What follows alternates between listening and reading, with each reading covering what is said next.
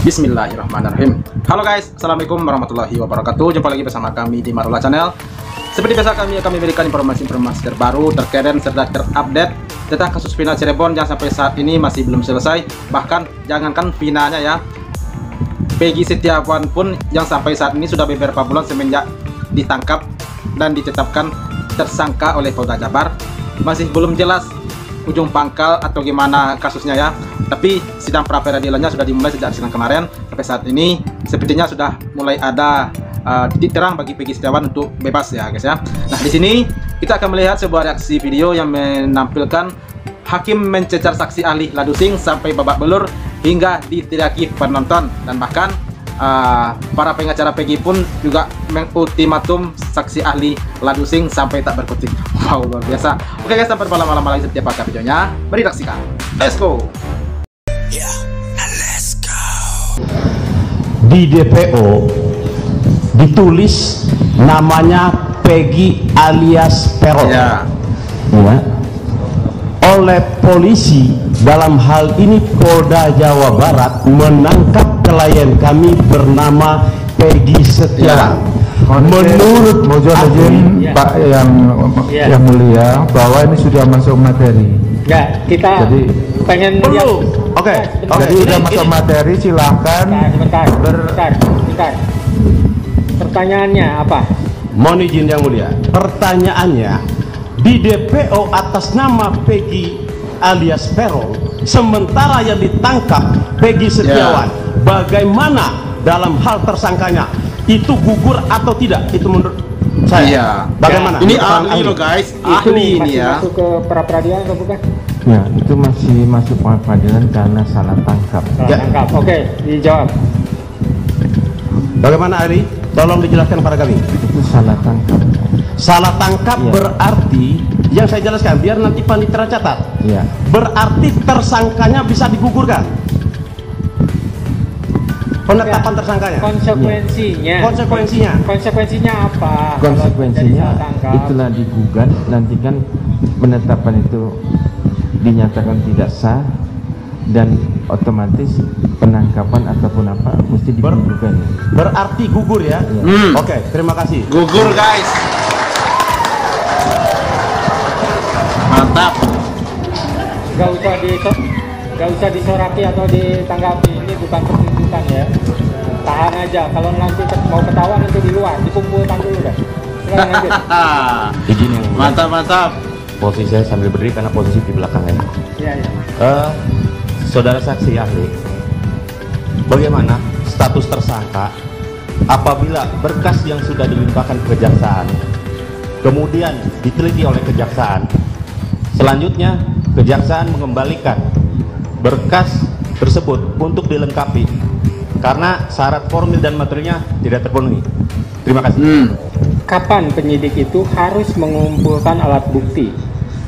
Sebelum tersangka ditetapkan atau sesudah tersangka ditetapkan? Sebelum ditetapkan jadi tersangka mesti ada alat bukti. Apakah seseorang ditetapkan jadi tersangka wajib diperiksa terlebih dahulu atau bisa juga belakangan? Jadi seseorang ditetapkan sebagai tersangka, apakah yang pertama mungkin dia tertangkap tangan? Kalau dia tidak tertangkap tangan, mungkin ada laporan dari seseorang atau dari pengaduan yang mana si pelapor itu telah memberikan alat bukti yang lengkap kepada penyidik. Jadi kesimpulan saudara, apa harus diperiksa terlebih dahulu atau tidak si calon tersangka itu? Ya, semestinya biasanya di dalam hukum acara pidana itu ada saksi pelapor, dia datang ke Polda, Polres, Polsek ataupun ke kantor polisi, bikinlah dia laporan sebagaimana pasal 108 KUHP. Nah, setelah diperiksa oleh penyidik yang piket pada waktu itu, misalnya ada bagian konsultasi kriminal umum ataupun kriminal khusus, dan setelah itu diperiksa kriminal umum, ditandatangan oleh yang jaga pada waktu itu, dan dapatlah namanya surat laporan kepada si pelapor. Nah, hasil daripada itu diperiksa oleh unit-unit masing-masing. Jadi dari tempat pelaporan 108 tadi dibuang ke belakang atau dipindahkan ke belakang dan jatuhlah pada unit harga atau jatuhan keras atau apa. Nah di situ mulai seminggu sampai 2 minggu kemudian dipanggillah si pelapor tadi. Setelah pelapor dipanggil saksi-saksinya yang lebih lengkap. Nah kalau misal polisi tidak yakin maka dipanggillah ahli ikut. Nah setelah itu sudah banyak yang diperiksa sebagai saksi ataupun sudah ada ahli, maka sebelum ditetapkan jadi tersangka maka penyidik mesti mengadakan gelar sebagaimana Perkap nomor 16 tahun 2019 pasal 25 kalau. Apa syarat-syarat seseorang dikatakan DPO, masuk dalam kategori DPO?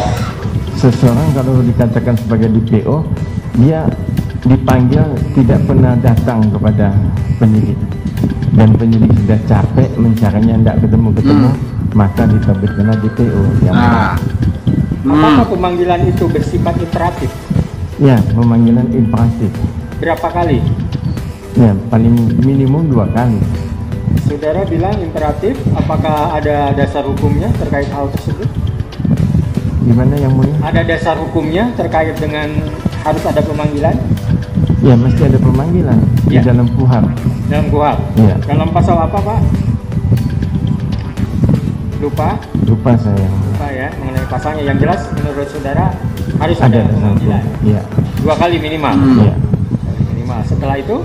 Kalau tidak ada dipanggil tidak datang, itu kan kewenangan daripada penyidik, dia bisa menjemput si tersangka atau saksi ataupun apa juga. Oke. Sekarang dalam pra peradilan ada berapa macam putusan yang bisa dijatuhkan oleh hakim? Yang bisa dijatuhkan oleh hakim itu masalah penetapan sebagai tersangka, salah penahanan, salah penangkapan, dan salah penyitaan. Cara ininya apa? Putusannya jenisnya misalnya, apakah putusan dikabulkan, ditolak, atau ada yang lain lagi? Putusan dikabulkan, ditolak, atau tidak dapat diterima. Ada 3. Ya. Ditolak, dikabulkan, tidak dapat diterima. Kalau dikabulkan dan ditolak udah jelas lah ya. Iya. Nah, sekarang yang tidak dapat diterima itu apa? Kalau tidak dapat diterima itu materi yang diajukan oleh pemohon itu tidak connect dengan pasal-pasal di dalam pasal 77 sampai pasal 85 KUHP. Tidak connect. Atau sesuatu permohonan atau gugatan yang kabur bisa juga jadi alasan. Iya, bisa permohonannya obscurable gitu. Nah, terkait obscurable dari permohonan pra peradilan, apa sih obscurable dalam permohonan pra peradilan?